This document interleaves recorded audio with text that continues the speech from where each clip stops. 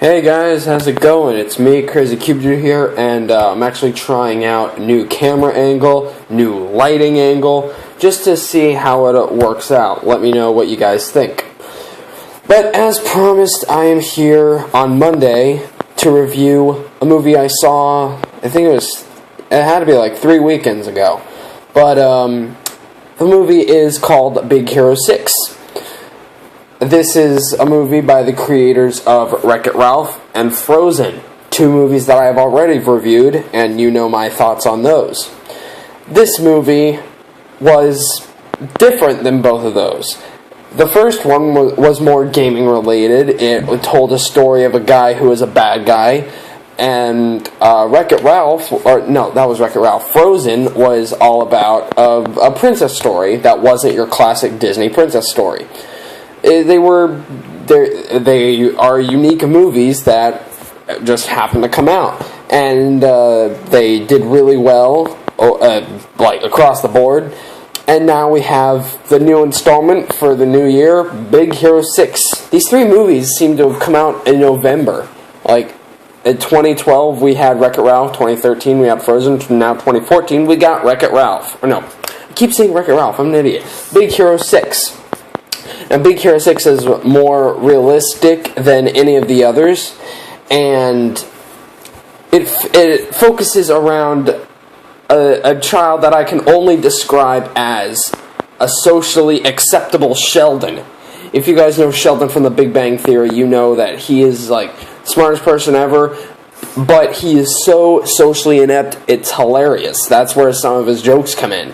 This boy is a 14-year-old who is just a genius, and he's smart enough to actually go into a college that is doing research for like the new mechanics, new stuff, and just revolutionizing technology. That's not even the right word. No, revolutionary technology. I'm an idiot. You get introduced to characters. I can't remember their names, but one of them is kind of like you see her as like a dark girl with kind of an attitude. She's working on speed. There's another girl who's working on putting different chemicals together to make stuff that explodes and creates foam. There's another guy who's working with lasers. It's really great what these people are doing. I'm not sure if it would ever be possible. I'm sure in the future it could be, but this movie is very modern times. Now, what happens is this kid wants to go to this university, the college, and so he creates what he calls microbots, and they're basically Legos that don't really have a mind of their own. You control them with a headset, and they can do pretty much anything. They're Legos. Your imagination is the limit. And he showcases them off in kind of like a science fair sort of deal, and that's how people get in. The judges decide on whose is the best, whose is the most like wow, just mind, and they decide who goes into the university based off of that. Now, there's this guy who wants to buy them off of him, but he says no. They're his work. He wants them, and so then there's the whole university. The whole university is set on fire, and someone dies. After that, the boy actually finds something that his brother created. And it's the big marshmallow fluffy man known as Baymax. And Baymax pretty much follows this kid everywhere he goes, and he's meant to be a health person. He's fit to heal whatever like problem you have, whether it's a simple cut or it's something major, or it could be emotional, it could be mental, it could be anything. He's meant to treat like a bajillion different things. So he's the most adorable thing ever. He's funny. He's kind of like I said, Sheldon funny, because he doesn't know he doesn't really know what humans think like. He he's just doing what he's programmed to do, and that's where some of the jokes come in. Like there's this joke where he's talking to the kid about growth, and that's all I'm gonna say there. But it's hilarious, and when you see it, you'll laugh too. I promise. But there's this guy who has taken control of all of the bots, the microbots that this kid made, and you're thinking that and everyone else is thinking he's the guy who tried to buy him off the kid. And so and they realize that this guy has the mask has a mask that A, hides his face, and B, is what's controlling all these microbots. And so they're trying to get the mask from him, and this kid turns them all into their own superheroes based off of, well, kind of like Batman superheroes. They give them. He upgrades all their equipment and makes them into like really awesome people, and they're just in their own respective categories on what they were working on. Like the dark girl with an attitude. She gets these wheels on her feet and she goes super fast. Like not Sonic Fast or Flash fast, but just really fast. That's just one example. This other guy, he gets the guy who's working with lasers. He gets these retractable, like laser blades that I can only describe as energy swords from Halo. It's just these guys all get their equipment upgraded, and they all turn into Big Hero 6 because there's 6 of them, and.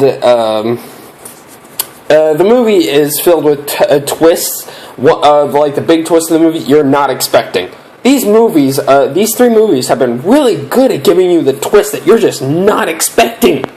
Like, I'm not even kidding. I was watching that movie, I'm like, I'm thinking through it, just trying to be smart and just say, yep, this is what they're gonna do, this is what they're gonna do, I promise you, this is what's happening. Like, he's doing this, he's doing this. Nope, completely flip 180 and just reveals a whole nother backstory to another character, like a third of the way, like 2/3 of the way through the movie. Like, what movie does that? I don't know, but this movie did it, and it works. It really works. And the characters are awesome and likable, and some of them are cowardly, like the guy with the lasers. He's really cowardly, and it's hilarious. Because you would think that he is actually the bravest. He is like, come on, let's just do this. Let's do this. No, he's not. And it's pretty funny. I can kind of relate this to How to Train Your Dragon. I can just kind of relate it to that.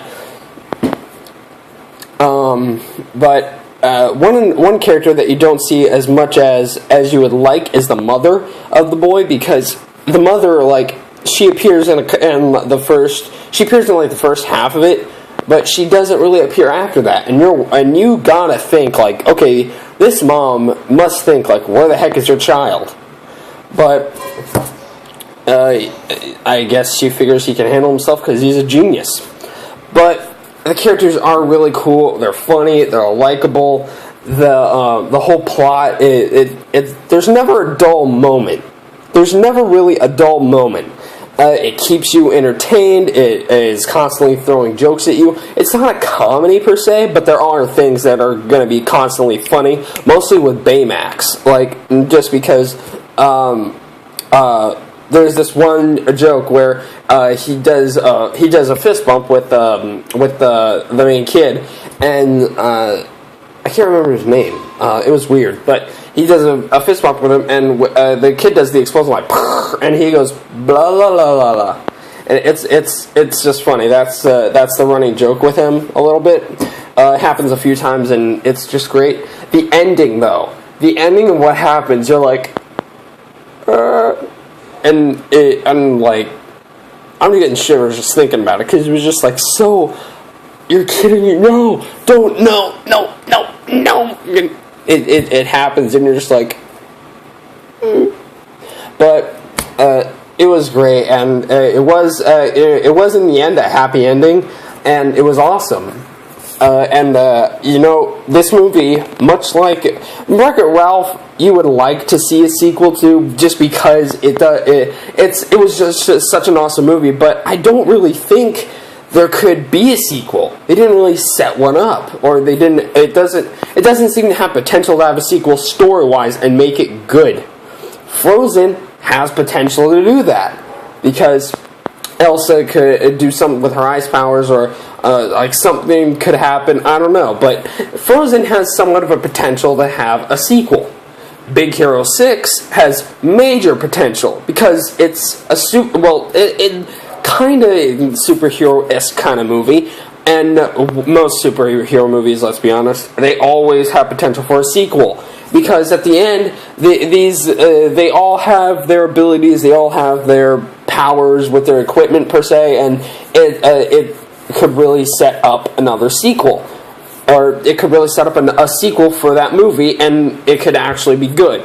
Wreck-It Ralph, as much as I would like it to see another Wreck-It Ralph movie because that movie was just so awesome, I don't think it's going to happen because of the fact that it didn't really it doesn't have potential. It had a solid story that worked really well for the characters. The characters are all cool and everything, but it doesn't really have potential for a sequel.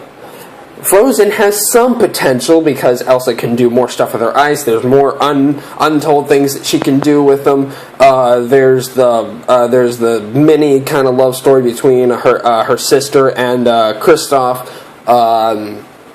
There's still Olaf. There's everything. Like they have potential for a sequel, and every fandom in the world wants Elsa to hook up with somebody, but I don't think that's going to happen if they do have a sequel. But there's potential there. This movie has high potential because people are going to always be thinking of more villains that they can throw in. I'm fine with them creating a villain as long as they have good backstory, good in-depth character. Like, they could have the return of the villain of this movie. They can have the return of him, and it will be awesome. That, like, instead of having the Microbots, he'll have something else that he's controlling it. Hopefully they'll give him a new motive. But if that is what's going to happen, I don't know. And then the Big Hero 6 are going to have to rise up again and just stop him. It can work. It can really work if they really put their minds to it and really created a good story. I think it can work. I hope that they come up with a sequel. If they do, please be good. If they don't, because they can make a sequel good enough, fine, I'm happy with this movie. I give Big Hero 6 a 9 out of 10. I enjoyed it. The funny part is, I actually enjoyed it so much, I didn't mind seeing it again. What happened in this movie was, I was going to see it with a friend of mine, and I arrived there kind of late, and I didn't get the text from her that I was supposed to go to the later showing. And so I ended up going to see that one. It was awesome. I want to be honest with you guys. I was trying to find her. I couldn't find her because she wasn't there. And B, I was way too focused on the movie. I was like, this movie's interesting. I want to see it, but I got to find her. Nah, I'll find her later. Let's watch the movie. It was that good of a movie. It sucked my attention in, and it was just great. I didn't want to leave the theater, or I didn't want to circle back around to see if I could find her on the other end. I didn't want to, because I wanted to stay there and watch the movie. It was that good of a movie. And afterwards, I found out which theater she was in, just thinking. I went there, saw the second half of it again, and didn't mind it, because it was so awesome to see again. And I did eventually find her in the end, if you guys are wondering. But it was an awesome movie, and I saw it 1.5 times. Yes, I movie hop. Shut up. But yeah, I will give Big Hero 6 9 out of 10. 9.25 out of 10? Probably. I don't know. But that's it for my Nothing But the Truth video review. I hope you guys enjoyed it. I hope you found it was informative, and I gave you nothing but the truth. I recommend this movie. Go see it, and I hope I can get it on Blu-ray. I'll see you guys later for my next video, which is the Sonic Unleashed review, which I'm about to film right now. Peace out, guys.